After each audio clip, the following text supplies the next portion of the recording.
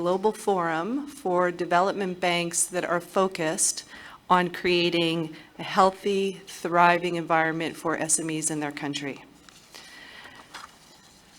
The Montreal Group was created in 2012. We have 12 members from 5 continents. I would say that it is a small but mighty organization, and really key to the ongoing success of the organization is, I believe, is in part due to the size. We are small enough to have personal relationships, really quality exchanges. We learn from one another. It is a very, given our respective mandates that it's focused on SMEs, we tend to be a very practical-minded group that is product-focused on innovation. And so very, very proud not only to be here, but to be representing this great association. I am also part of the Business Development Bank of Canada, and I represent that organization as the VP of Strategy. So I am really pleased to be surrounded by colleagues here that are members of the Montreal Group and really collectively represent a tremendous amount of expertise about MSMEs globally. So to begin, we are going to set the stage with a presentation by my colleague, Pierre Cléroux, who is Vice President of Research and Chief Economist from the Business Development Bank of Canada. He is going to present the findings of a study conducted by BDC, which we published in the spring, on the impact that adopting ESG practices have on MSMEs and their ability to actually do business within supply chains, particularly with major buyers. Just while the study is conducted on Canadian SMEs, we do believe that you'll see kind of trends that are global and not merely country specific. We are fortunate afterwards to have representation from other development banks, and that they will speak to how they're supporting MSMEs and share with us in particular how they're supporting their businesses in their journey towards sustainability. We will aim to end on time in terms of our scheduled time to close was noon. And so we hope to have time for questions following the roundtable. So why here, why today, why talking about SMEs? According to the World Bank, SMEs account for more than 90% of all businesses worldwide, making them not only crucial for today's global economy and a vital part of supply chains globally, but also a key driver of sustainability.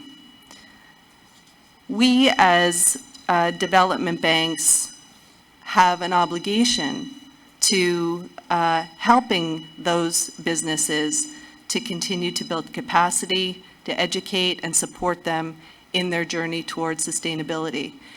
And as I said, to launch us, we're going to hear from Pierre Cléroux. So Pierre, the floor is yours. Thank you, Karen. Good morning, everybody. I'm going to use a presentation that is not there yet, but so like Karen said, I'm going to present one of our latest report on ESG in Canada, but I think it's really going to be resonate with any part of the world. The idea basically is we wanted to understand how businesses are using ESG criteria to improve their supply chain. And as you know, small business are part of many supply chain when we talk about large corporations. As you know, there's a perception that it's difficult for SMEs to adopt ESG practice and to report on them. Actually, this report is going to show you a different perspective. I'm going to show you that not only sustainable procurement is already a reality in many places around the world, but the majority of SMEs are reporting ESG now. And moreover, they are seeing as benefits, and I'm going to show you why they believe that. So the first part of the study, I'm going to talk about what is sustainable procurement. And the second part, I'm going to talk about how the large corporations also requirement, also what is the reaction of small business. So in order to do this research, we did something very different than what we use. Not only we survey small business, but we also survey the largest corporation in the country. So we had interview with more than 120 large corporations to have better information about their sustainable requirement. And we also interviewed 1,200 SMEs. So we saw the other side of the fence. So the interest of this study is to look at both sides, the side of the large corporation, to look at their supply chain, and also looking at their supplier. So what is sustainable procurement? Well, it's basically adding ESG criteria to your normal procurement. So businesses, and especially large businesses, they deal with a lot of suppliers looking for quality products at a good price, but now they are adding this ESG criteria. And that's what we call sustainable procurement. We find in our research that sustainable procurement is everywhere, in every sector of our economy. Food, aerospace, automotive, technology, energy, there's no exception. Companies are looking to improve their supply chain because they have requirement on their own. The pressure for large corporations is multiple. It's coming from everywhere. Board of directors, for example, investors are now investing more in companies who have adopted ESG practice. Risk management inside company, regulations in many countries have changed. So this is another reason to adopt ESG practice. But also consumer and employee. We see in different research that consumers are more likely now they want to deal with business who take ESG very seriously. And also employees. I'm actually always surprised in my own corporation at BDC when we do employee survey. One of the key elements for employees now is what we do for sustainability, for social and governance. That's part of that, what they are expecting from their employers, which is BDC. So the pressure on large corporation is there. So in order to reduce their carbon footprint, for example, they have to deal with their supply chain, which involve businesses, small business. So in our research, 82% of large corporations are now making sustainable procurement requirement. And according to our research, this percentage is going to be 92% in 2024. So ESG requirement is not something of the future. It's already there. It's already the reality for large corporations. Most of the very large percentage of large corporations, they understood that in order to reduce their carbon footprint, in order to have ESG practice, they need their supply chain to do that as well. And when we look at the requirement, they have 39%, they have environmental, social, and governance. 20%, they focus on the environment only. There's only 18% of large corporations who don't have any requirement for this supplier today. In terms of the requirement, in the environment, what they're looking for suppliers who are taking action to reduce their carbon footprint. They're also looking for reducing of waste and water reduction. As you know, water is now a major issue around the world, including in our country. So that's basically what they are looking in terms of ESG reporting.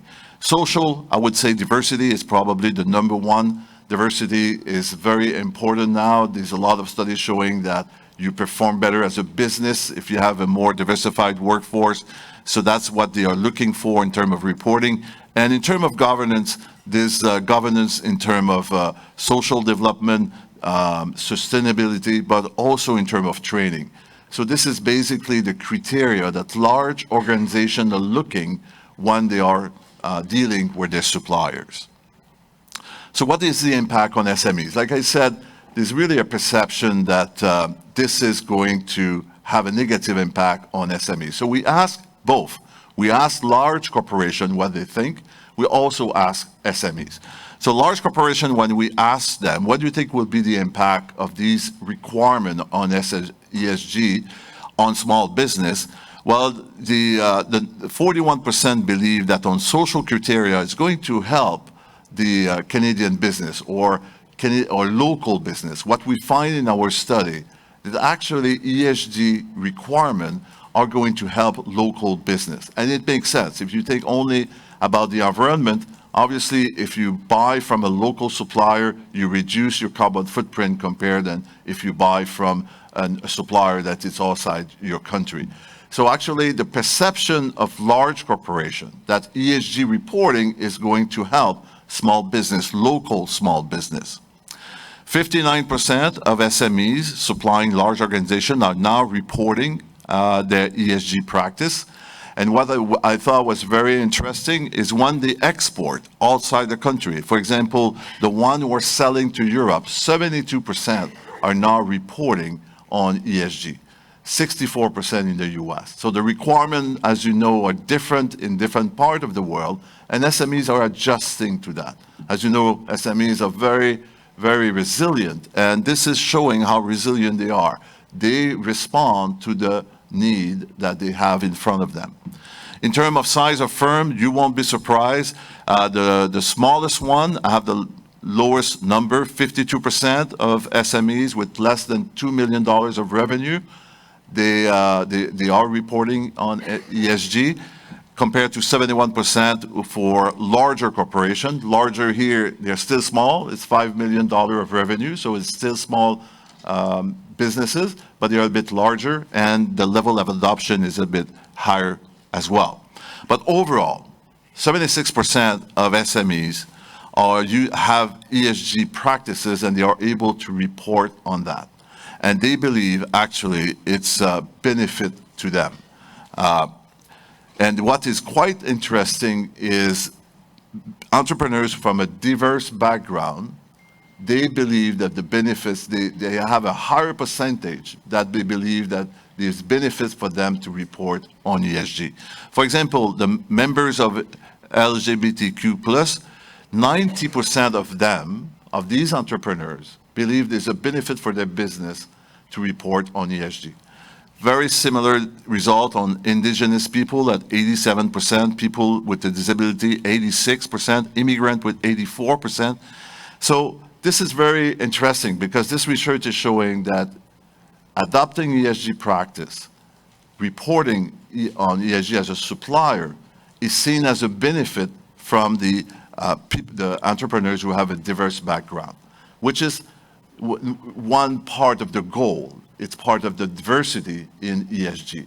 So it's quite interesting that entrepreneurs who are coming from this diverse background, they see more benefits than other entrepreneurs in terms of having ESG practice or reporting. So in terms of the benefits, 50% believe that it's an opportunity for new markets.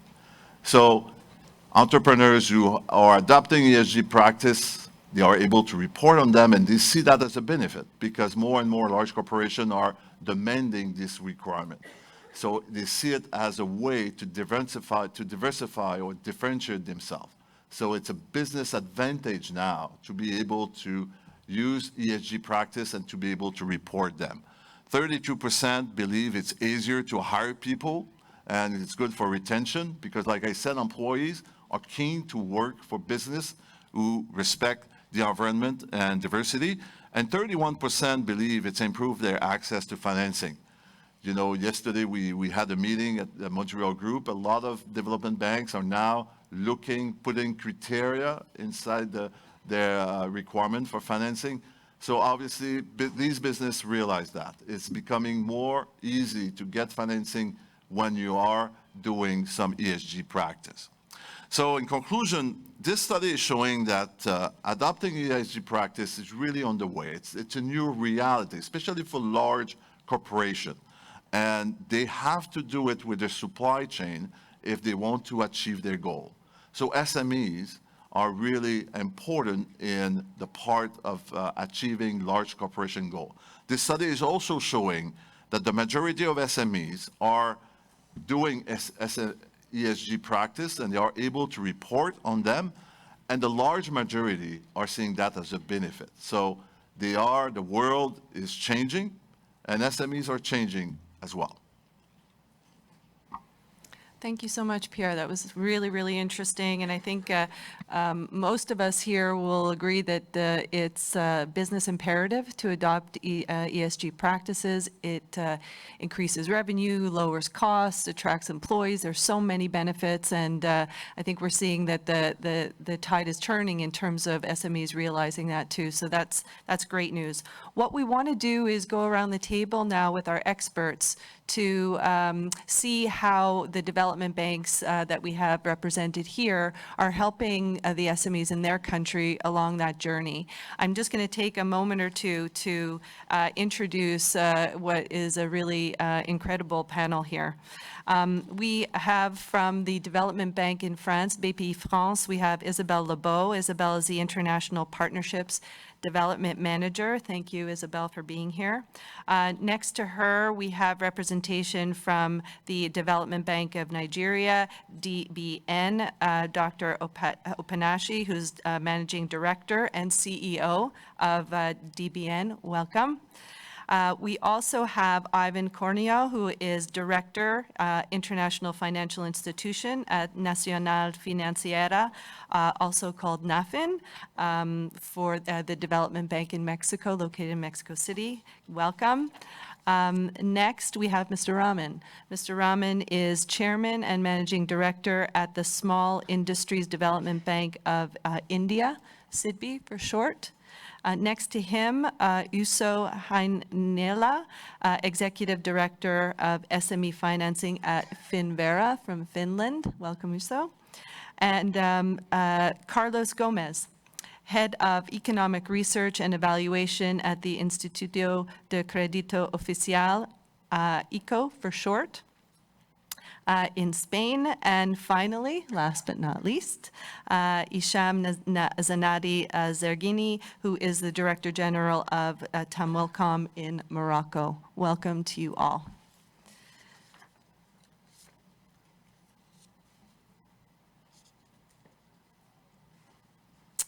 Okay. Good thing I numbered my pages here. I'm going to start with you, Isabelle. So what is BPI France's approach to helping SMEs on their path to sustainability? We know that you've put in place, for instance, an initiative called Diag Action, which helps inventory coaching solutions to companies. Could you tell us a little more about that? And then also we've heard about a really proactive campaign that you're launching, a kind of a door-to-door campaign that we'd love to hear about as well.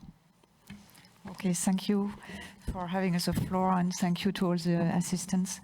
So BPI France is a French public investment bank, and just before answering your question, which is very precise and very action-minded, I would like to say that BPI France, the sustainability was written in the laws that has created BPI France 10 years ago. So it's very important, and we are like empowered to support SMEs by helping them to their sustainability path. The second point is that BPI France has launched a few years ago a very big climate plan, and this climate plan includes several different types of actions. What is also very important to know is that we are the result of the merger of several activities and several business lines like innovation, financing and guarantees, the SMEs, investment, export credit and business support. And so we, with all these different activities, business lines, we can be very quick in answering to questions for companies and in helping companies to develop some kind of actions. And then now I will answer your questions. And first about the massive door-to-door plan, because it's a main plan and it's linked to the climate plan. And this massive door-to-door, it's an expression from our director. He has always very colorful words, you know, expressions like that. And it means that we would like to really accelerate this climate plan, and really that our business managers are going to see the companies, small and medium companies, and are knocking on their door and are saying, what do you need? Could we see together what you need to go further, to go quicker on the path of sustainability? Because we think, and our general manager thinks, that we are doing a lot and companies are doing a lot, but SMEs are more doing kind of, I don't know the word in English, it's pas à pas, you say, step by step, yeah, step by step, and so going very slowly and not doing some very strategic changes inside. And sometimes, and to go further, we need that sustainability be included in the strategy of the company and really going more stronger forward. And so this step by step, this door-to-door plan means that we will address the 20,000 companies out of our 80,000 customers. That is 1 out of 4 companies that are ready to that sustainability changes, So our business managers will really see them and go to them and try to make a kind of plan, of implementation plan for each companies. And also, it's important that we have prepared a toolbox for those companies. We have prepared a toolbox based on innovation projects, based on investment, based on guarantee, and so we can help them to go very quicker on that path. And other questions you mentioned is a diagnosis. So this is a declination, in fact, of this sustainability strategy. And we have provided very short and very clear and very simple diagnosis for the SMEs, because we know that SMEs are afraid of that changes. And with those kind of very quick diagnostic, we name them diag actions. We have, for example, diag ecoflux. It's a diagnosis of all the flows that are going through a company, the water flow, the energy flow, the waste flow. And this diagnosis, at the end, should help the companies, the SMEs, to make savings in their management of all those flows. And it's a team, BPI France team, plus an expert, an outside expert, that is specialized in this field, but also that is able to speak to SMEs, because it's important not only to have the big 5 experts. SMEs are not concerned by that, will not respond to that. And so to have experts that know what an SME is, know what a mid-cap company is, and are able to speak to the entrepreneurs and to their general managers. And so this diagnostic is not very long. It lasts a few weeks. And then the follow-up lasts 1 year, and it's half paid by BPI France, but inside this climate plan that was launched by the state, and half by the company, because it's also interesting to involve directly the company, and that they know that they have to do something about their management of waste, of energy, of the decarbonate action, etc. was a little bit long, sorry. No, that was great. Thank you so much. Lots to follow up on. BP is a leader. The Development Bank of Nigeria, we know, is working on the implementation of sustainability-linked products, such as green and gender products. Tony, could you tell us a little bit about those? Thank you very much, Karen, and good morning, everyone. It's nice to be here, and thanks for taking out time to join the Monterey Group at this session. Just to take a step back, Development Bank of Nigeria is a wholesale DFI, for those who are not familiar with us. So we do our interventions and lending through partnering institutions. So we do indirect lending. So whatever we do in terms of our intervention, in terms of products, when it comes to sustainability, first we have to co-create with a lot of the financial institutions we partner with. So the second part of it is also to ensure the institutions we partner with themselves also adopt the ESG principles. So two ways. They have to be sustainability focused and also the products. So in doing that, specifically coming to the question, we have developed sustainability-linked products. And one of the ones we did is the gender product, like you mentioned, and green finance. First and foremost, we have a framework in place as an institution, and also for every financial institution that's going to engage with us. So there's a framework we will show. The second part of it is the gender finance product specifically, which term is targeted at female MSMEs. What we do is give some rebates up to 15%, give tenors about 36 months, up to maximum 10 years tenor for female-focused businesses. Another thing we've also done is in terms of institutional sustainability support mechanism itself. And in this area, apart from the framework I mentioned, we also specifically ensure that the financial institutions we work with, how do we also support the female, how do we ensure that they have sustainability products for their clients. So that's quite very important for us. And to ensure that the ecosystem itself says that we have an eco innovation challenge that we run every year among MSMEs in the country. They come out with innovative products on area of sustainability, and winners are announced, and of course some grants provided to them to ensure that we do that, encourage that in that area. Now, I mentioned about in terms of intervention, in terms of area of technical assistance, specifically for the financial institutions we work. Now, in Nigeria, we partner with commercial banks. They are more structured. They have a lot of them. ESG is quite key to them. They are structured. But we also work a lot with microfinance institutions. And they are the ones that deal with the micro, the nano businesses. And they seem to have a lot of challenges when it comes to ESG and sustainability-linked products. So the starting point for us is to provide technical assistance to them. And we take a step back from the point of onboarding them to come and work with us.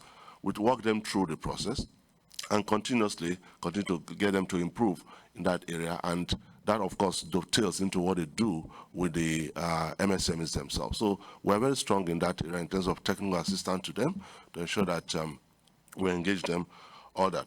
We also have a committee of practice for microfinance banks. You know, it's quite key. In Nigeria, we have close to 1,000 microfinance banks, all right, while in commercial banks, less than 30 commercial banks. So a lot of them, intervention for MSMEs goes through microfinance banks. In terms of access to finance, these are the first point of point. So we have this community of practice for them where we also bring them together, share best practice to ensure that they are also focused on this sustainability when it comes to that.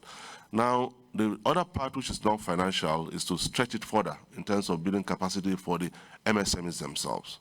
And in doing that, we have our learning platform, which is enable them to also take some training in terms of sustainability, ESG, and that's directly to the MSMEs themselves. So that's in terms of direct intervention with them, to enable them understand and also be able to package themselves to enable them assess some of these sustainability linked products from the financial institutions we partner with. That would be my question. Thank you so much. The level of intervention, or the intervention at each level of the ecosystem, is really interesting. You really go from your financial institution partners to the microfinancing to the entrepreneur themselves. I think that is a really amazing way to kind of catalyze an ecosystem, so congratulations on that. Ivan, over to you. I got so carried away listening to Tony, I lost my place here. Give me a moment. Okay, so we know that Taumulcom has a new strategy with a mindset on sustainability that includes both financial and non-financial products. Could you, oh, sorry, that would have been for you. Excuse me. Yes, hang on. Yeah, but maybe we'll go to you once I've started already, Isham. Could you give us more insight on how Taumulcom is supporting Moroccan micro MSMEs in achieving sustainable growth? Thank you. Thank you, Karen. You know, sustainable growth is, for us, the best guarantee or insurance for any financing, either via debt or equity. As a viable and growing MSME will certainly be able to generate income and cash flow. So at Taumulcom, we support MSMEs with a large offer with a product.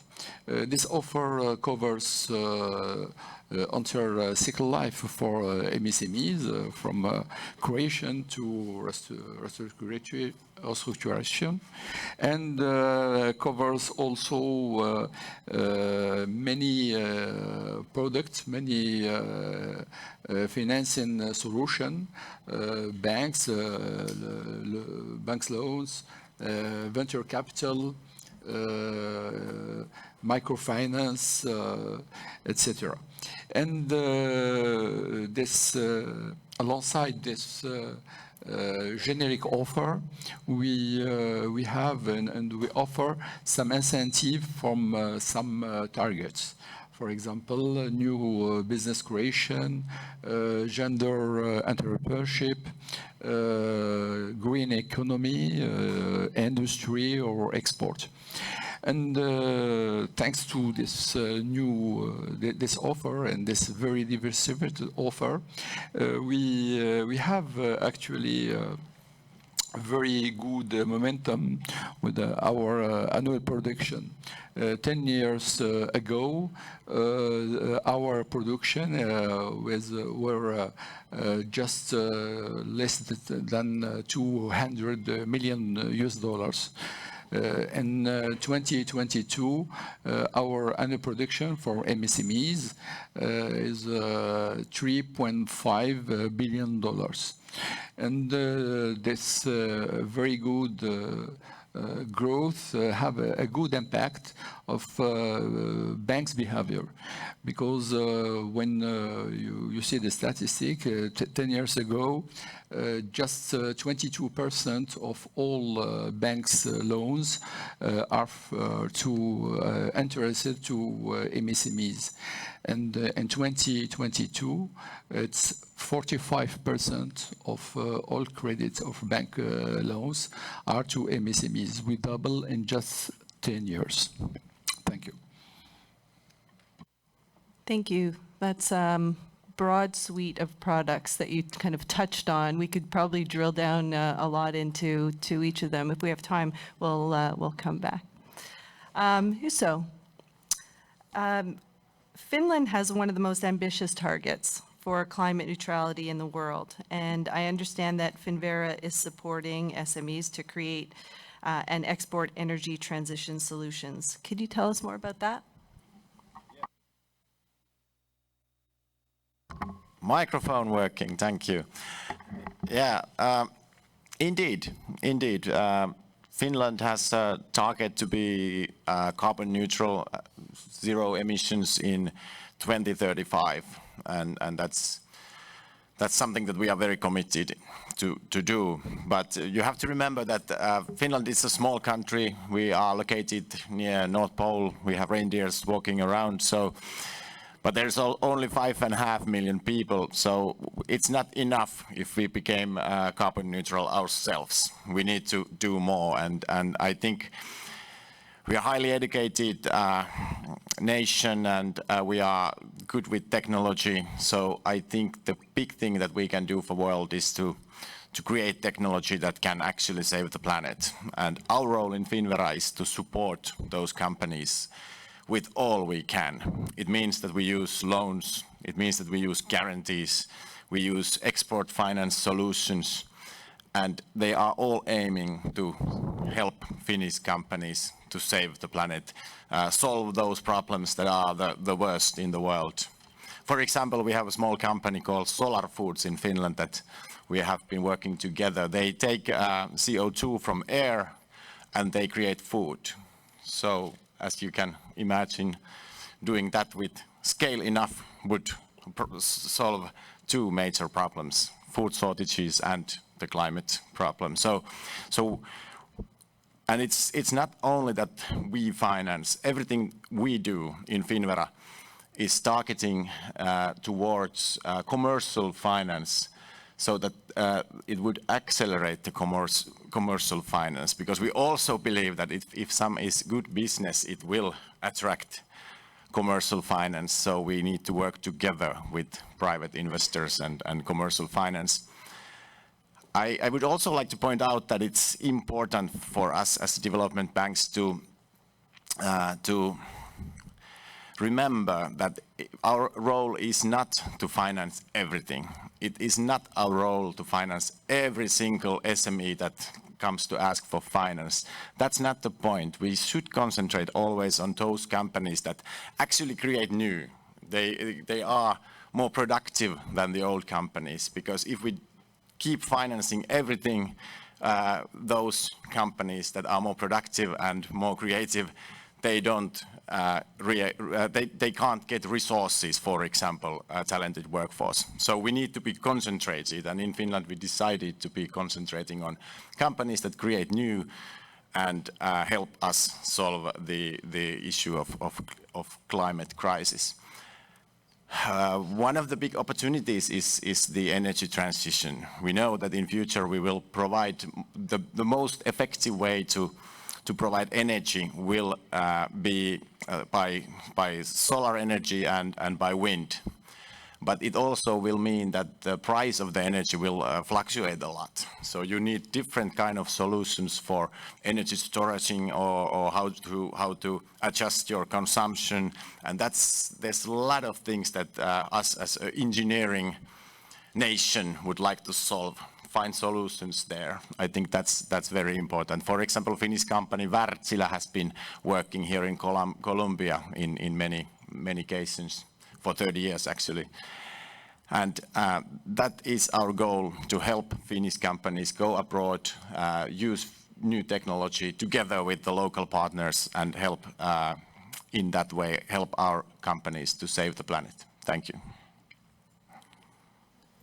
That's terrific. You shared something really interesting with the Montreal Group members yesterday on how you're looking at ESG. I don't know if you want to elaborate on that, because I think it's quite innovative. Yeah, thank you. Of course, backbone of all of that, what I said before, is that we need our SMEs to be sustainable, and we want them to be good with ESG. And what we do now is that we have new automated process. In Finland, everything is always electrical and is open, so all the information about companies by authorities or so, they are reachable. So we have this automated process that will collect in every case that we finance. It means 30 cases every day, in every case that we finance, we get automated report of the ESG of that SME. It gives even the traffic lights like green, yellow, or red. And this is also for us important that we will set targets that we have now 25,000 customers, and some of them are green, some of them are red, some of them are yellow, and we want our companies in Finland to be greener in the future, only green in longer future. So that's one step. Of course, we have our ESG team for the bigger investments. So if needed, we go on the local sites and check out that everything is in order. But with SMEs, you need to be automatic because otherwise the process is too heavy for everybody. But fortunately, in Finland, we have all information is available with this kind of automatic processes, so it makes it easier for us. Thanks for that. I know at BDC we're going to want to be following up with you on that, that automated process. Mr. Raman, we know that SIDBI prioritizes green financing and has been working on energy efficiency for many years now. You've adopted a green strategy. How are you kind of extending that approach through green financing products and green development engagements? Thank you. I think I'll just relate a small story, which is ongoing and it's in real life. So it has to do also with probably an illustration to what Pierre had shown us. So I'm taking you to a small city which is 200 kilometers from New Delhi. It is the brass center of India. It goes by the name Moradabad, but that's not important. It is an export-oriented city because practically every family in that city does something with brass, and brass items are exported in huge numbers. So it's actually a fairly large product that's exported from India, and these are really artisanal products more than simple, brass. It's all sort of artistic work and artisan work that is done. What is really important is that there are about 5,000 families which do this as a cottage industry, and they're doing some sort of melting or smelting or creation of the initial brass material, which then goes to a larger manufacturer who then creates the products. So I'm just looking at the whole concept of if the buyers and these are largely within the European and American countries, if they were to look at scope 3, what would happen to these 5,000 families which support, let's say, 6 to 7 members per family. So you're talking about 35,000 people who today are earning their livelihood through this very, vibrant industry. What would happen if the question were to be asked, and that's the problem statement that we've come across, that what is your ESG score? What is it that you are doing with regard to ESG? And the unfortunate truth is that these 5,000 odd family businesses, they smelt the metals with coal-fired furnaces. So you can understand what that means. It's a life expectancy of 45 years, probably 50 years, because nearly each one of them dies because of some lung disease. It's a family business, so that you can think of children today are, though going to school, but still coming back and helping the family. So our team came across this in our effort to do energy audits within industrial clusters. And it was poignant enough for us to sort of, take a pause and understand how do we solve this problem. So there is a supplier of gas, which is in private hands.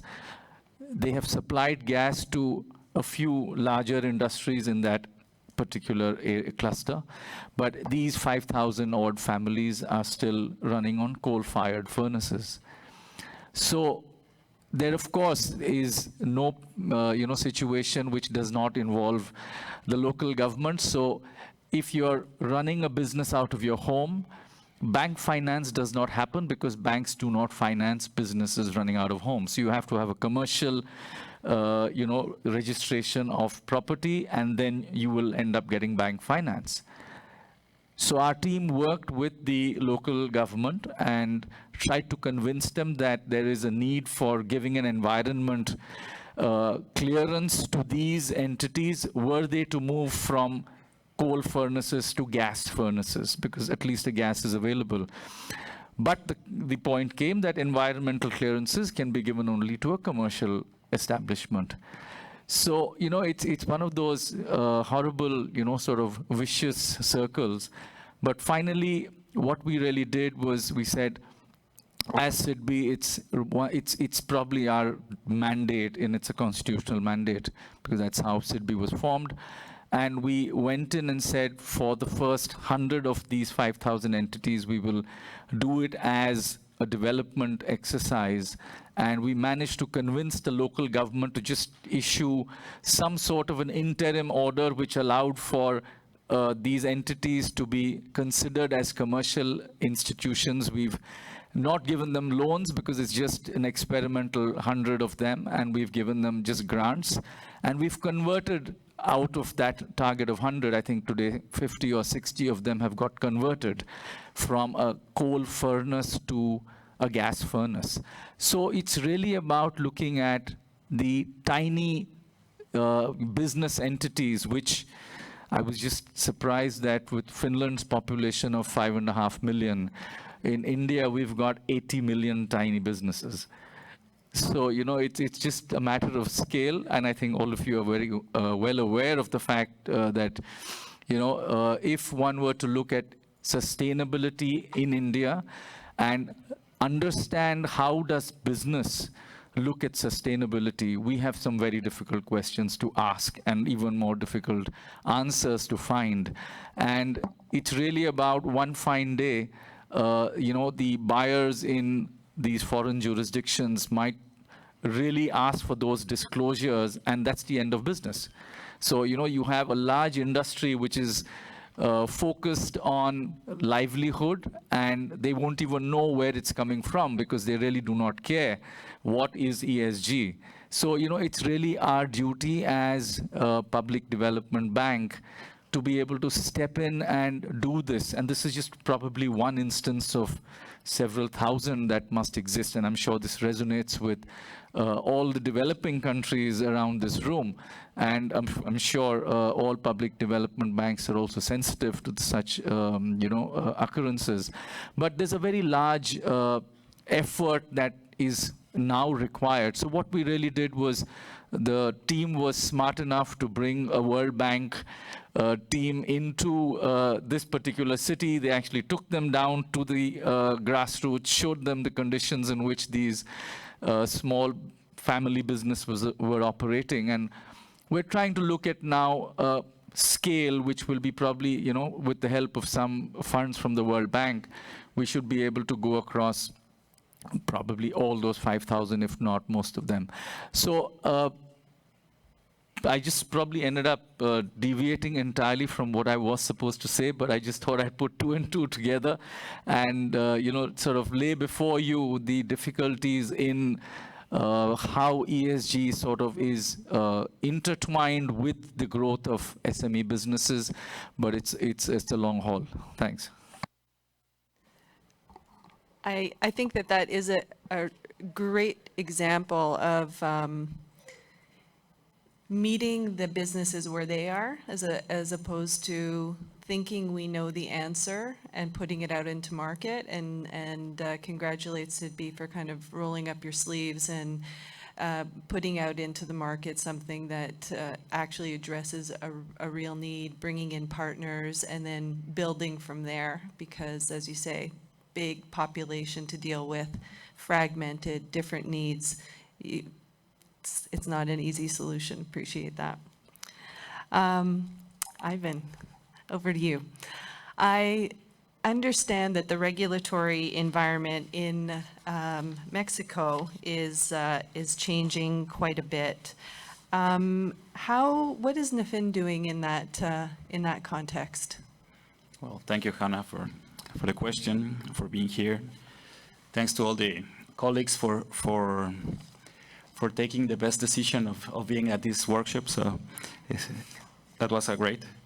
So, and NAFIN, as a national development bank, aligns with the international commitments adopted by the Mexican government around the United Nations Sustainable Development Goals and the Paris Agreement, as well as with the Sustainable Taxonomy released in early 2023 by the Ministry of Finance.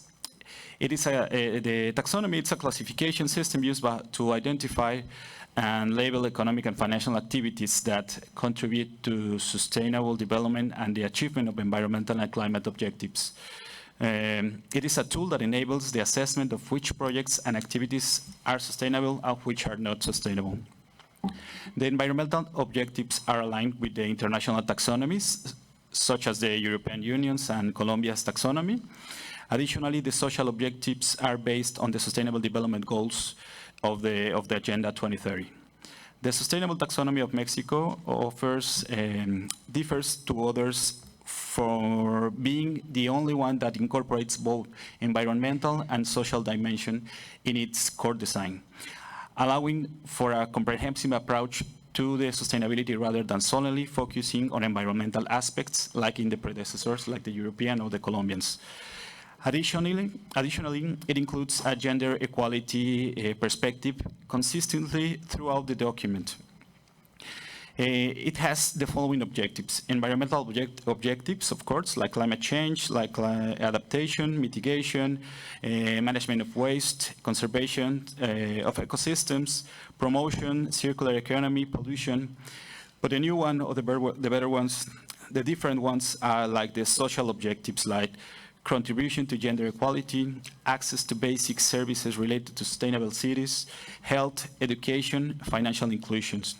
Regarding the sustainable cities, in this initial stage, the sustainable cities objective has been developed preliminarily.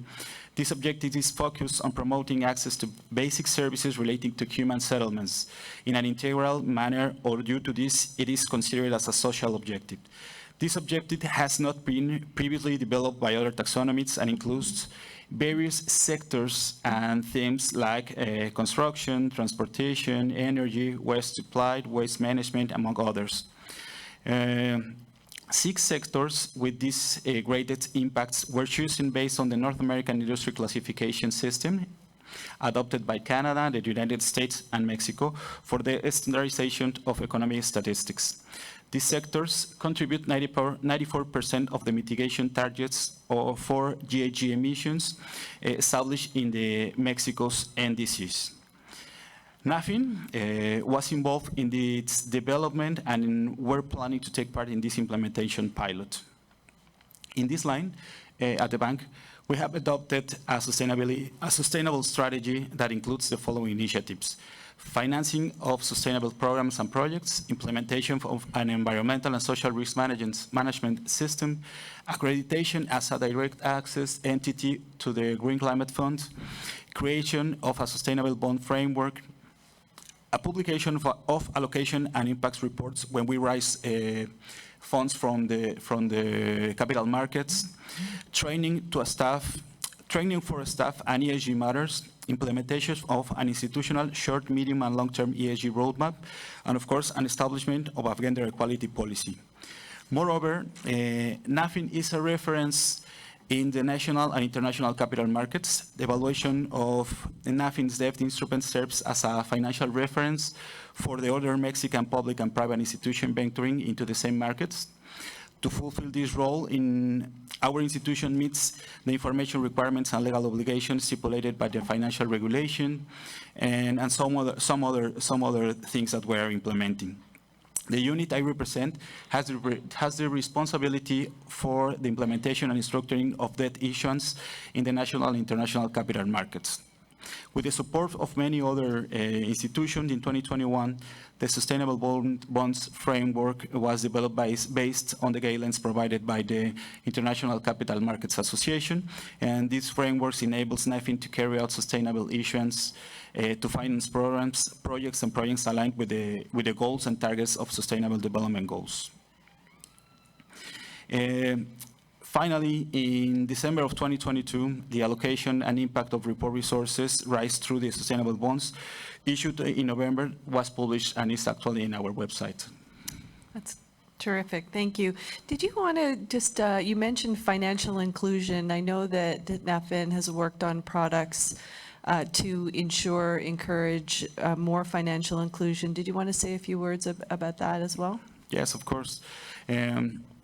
We believe that the first step for financial inclusion is saving. So the main program that appears when talking about financial inclusion is the CETES Directo program, which aims to promoting financial inclusion by allowing individuals to invest in treasury certificates of the Federation, which are debt instruments issued by the government as an effort to promote and democratized saving and investment in Mexico.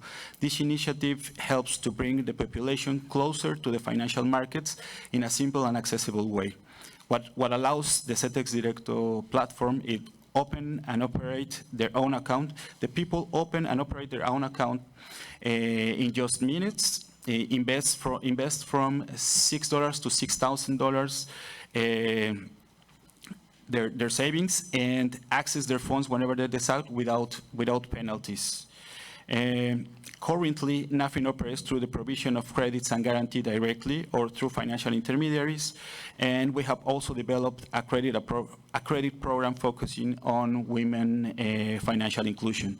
Its objective is to promote women participation in economic activity, facilitating their access to a credit product appropriate for their needs and their requirements, which acknowledge their creditworthiness and payment behavior.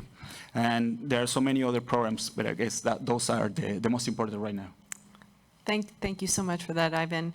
Finally, we're going to hear from Carlos. We're going to end, before we open for questions, on maybe not the sexiest topic, but a topic that preoccupies a lot of us these days, which is reporting. So we know that in January 2023, the European Union adopted the Corporate Sustainability Reporting Directive, requiring EU companies and non-EU companies with activities in the EU to file annual sustainability reports pertaining both to their environmental, social issues, and this has had an impact, well, not only in the EU. Reporting is an issue for many across the world. So Carlos, could you speak to how ICO in Spain is integrating sustainability reporting in its lending activity, particularly as it relates to SMEs? Yes, of course. Thank you. Thank you for the question and thank you for the invitation. Yes, ICO, as the Spanish National Promotional Bank, has a long track record in supporting SMEs in their financial needs. At this point, one of the concerns is to report and to show how they are doing things in sustainability terms. In this process, of course, ICO is going to help them as in the past. As you mentioned, the EU regulation has advanced a lot in a short period, which could be stressful for some companies, because from the non-financial reporting directive, what it was in 2014, less than 10 years, and the advance and the complexity of the European regulation is big, is really important. You have mentioned this Corporate Sustainability Reporting Directive, which will be applied progressively to big companies at the beginning, not so big companies, because also all listed companies. And the objective is to disclose information on what these companies see the risks and opportunities arising from social and environmental issues, and on the impact of their activities on people and the environment. This is what the European Commission said. You can think that SMEs don't have much to do about that because they are not in the scope of the application, in the direct scope of the application, but that is not the case at all. On the one hand, because from an economic perspective, if we want to, we do want to transform our economies into more sustainable economies and to implement all the and to implement all the changes we need to do in our economies, SMEs are crucial because these companies, it depends on the country, but for example in Spain, the proportion of small, especially micro and small enterprise is very relevant, and we have to put them in the process. But on the other hand, this European regulation, this Corporate Sustainability Reporting Directive, is focused in risks and opportunities, but in risks and impacts of all the value chain. So in this case, maybe a big company, maybe a financial entity has to know what is happening in its value chain. So SMEs can be involved in these requirements. So that is from the regulation point of view. As I mentioned, in Spain we have a big proportion, and more than 99% of Spanish companies are SMEs.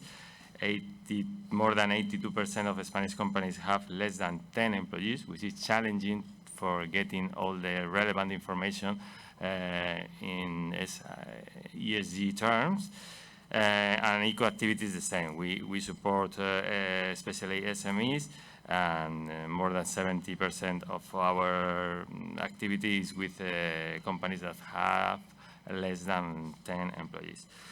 So we think for SMEs it could be challenging these requirements, but it's also a business opportunity, as the study presented by Pierre showed.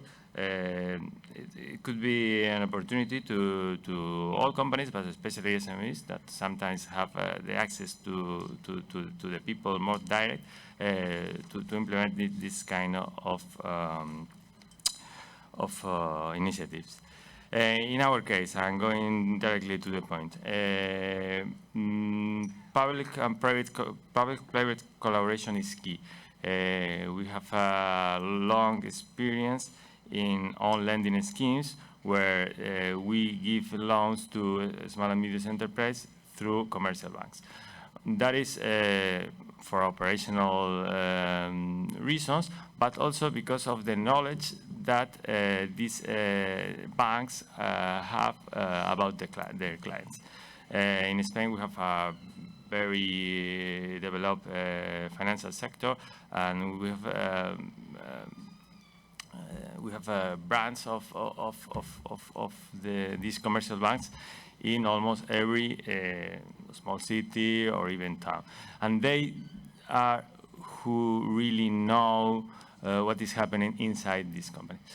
So this on lending scheme is based, or we have developed a long time ago, an IT system to receive information from these banks about the loan we are giving. At the beginning, it was based only in financial terms. Of course, the data of these companies and all these things. But now we are introducing, and this is very interesting, who my Finnish colleague told us, we are trying to introduce information about ESG questions. That is not automatic, it's more manual, and we use the information that these commercial brands have about the companies. We are developing, because it's not easy. We cannot, of course, ask for the same requirements the big companies have, but we try to ask for the better information can be provided to know where we are putting our funds, because of course that is the final objective. We want to transform our economies, as I said, and we need to ensure that our funds are put in projects or in companies that are fulfilling the environmental and social requirements. So that's it. Thanks, Carlos. I think you nailed the challenges that we have for collecting information from small organizations that may not have all of the, the resources to be able to provide the level of detail that we want. Leveraging other sources of information is key. And certainly the reporting is a challenge for all of us as we look to see what impact our services are having. So with that, mindful of time, we do have, we've heard from everyone, and I want to thank everyone for the really thoughtful interventions. But we do have 10 minutes, so if there are any questions, we'd like to open the floor to those. And of course, Pierre is available for questions as well on the study.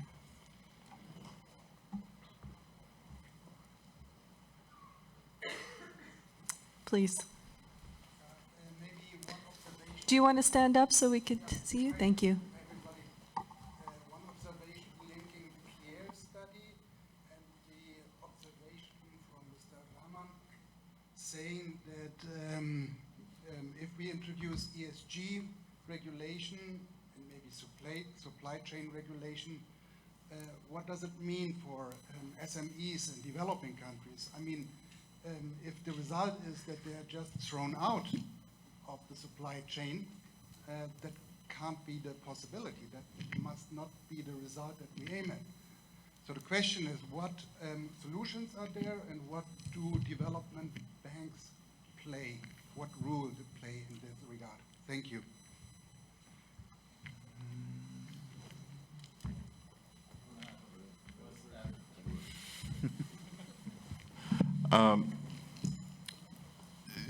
I think it's a question of speed.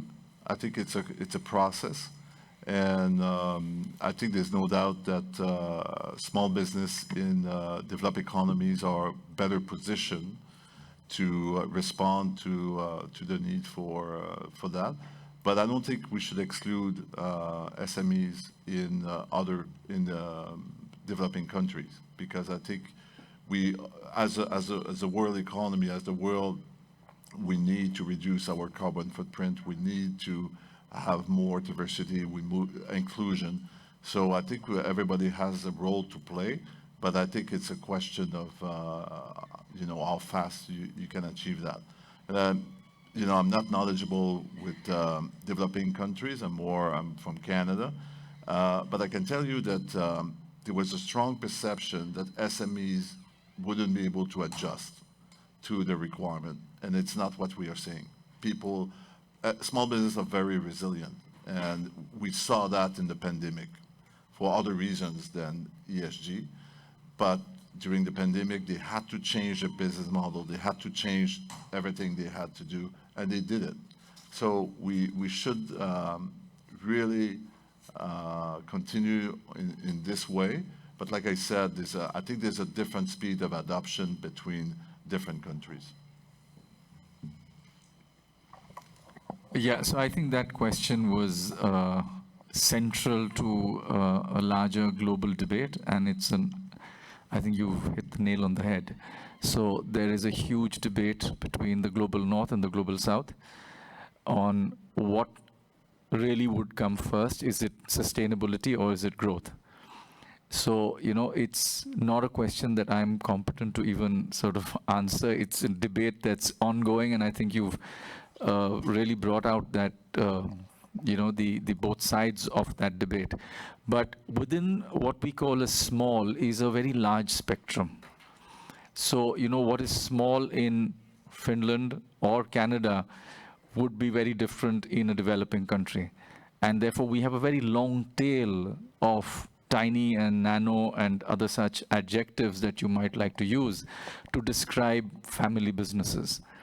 So, you know, it's from a development bank in India, the only answer I have to your question is we need time, and therefore as India, the Prime Minister has gone on record saying that India will meet a 2030 objective on EV. That's another very important aspect of electric vehicles, that 30% of all electric vehicles will be 30% of all vehicles will be electric by 2030. And there is another commitment of 2070, which is for, you know, sort of carbon neutrality. So, you know, we're talking about a great need for financing, and that's really where banks like ours would come in. But we're also looking at a very large need for technology, because there is, and we therefore would be very happy with Finland giving us the technology that's needed. But I think, you know, there are no easy answers to this. We just need to sort of be clear what the goals are.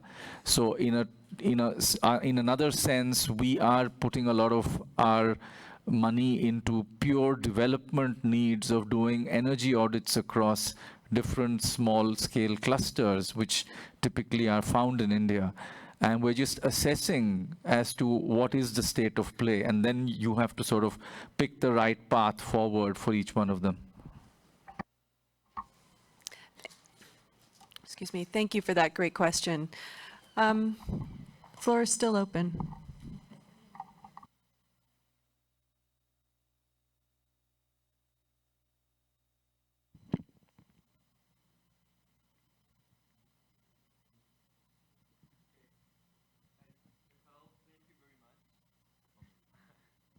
Thanks. So thank you very much. I'm very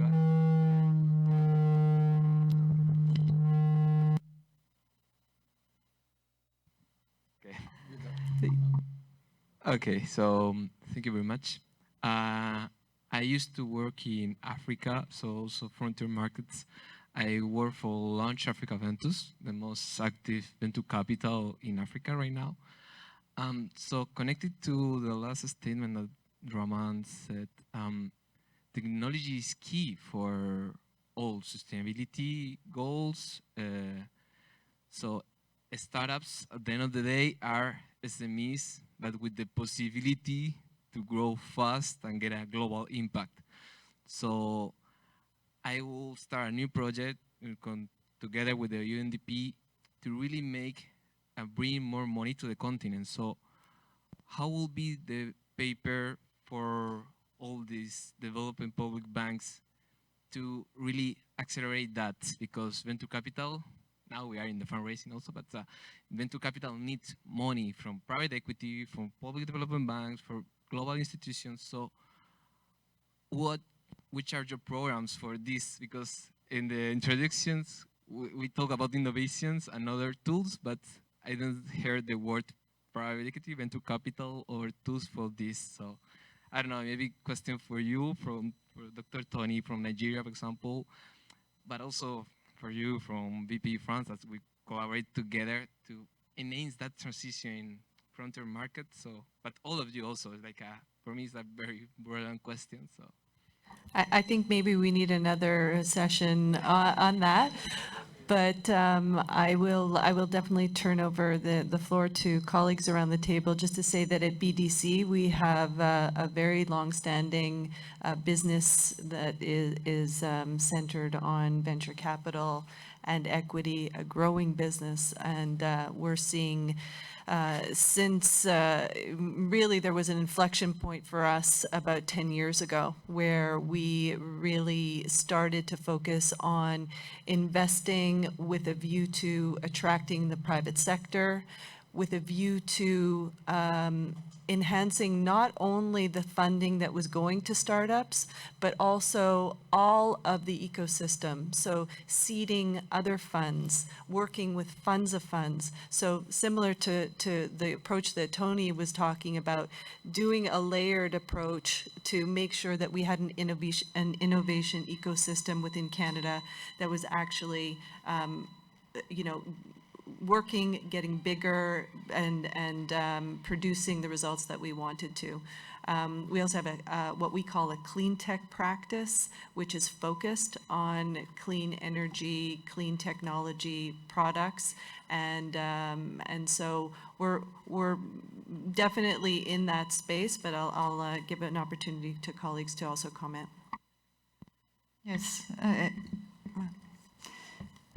If I can give also an answer to that, BPI France is a very strong investor in France and in Europe. We are a direct investor in companies, including in innovative companies, and an indirect investor with more than 450 funds that we work with. And it's very important because those funds are also giving funding to companies. And so the sustainability criteria are strongly now involved in the way that we make the due diligence of the companies.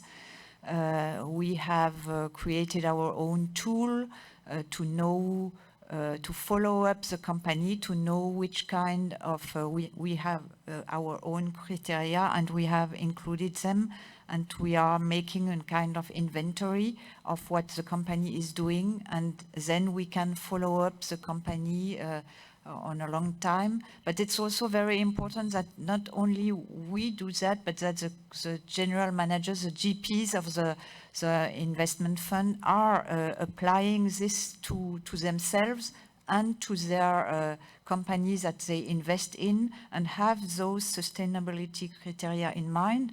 So we are doing also a lot of training session. We have launched an accelerator for companies, but also an accelerator for a green accelerator for GPs, where we can give them a lot of keys and exchange with peers, what is also very important.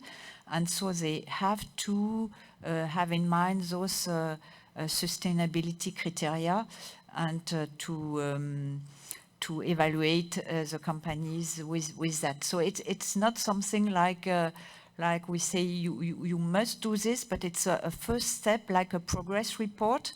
And from this, we can evaluate how they will include the sustainability.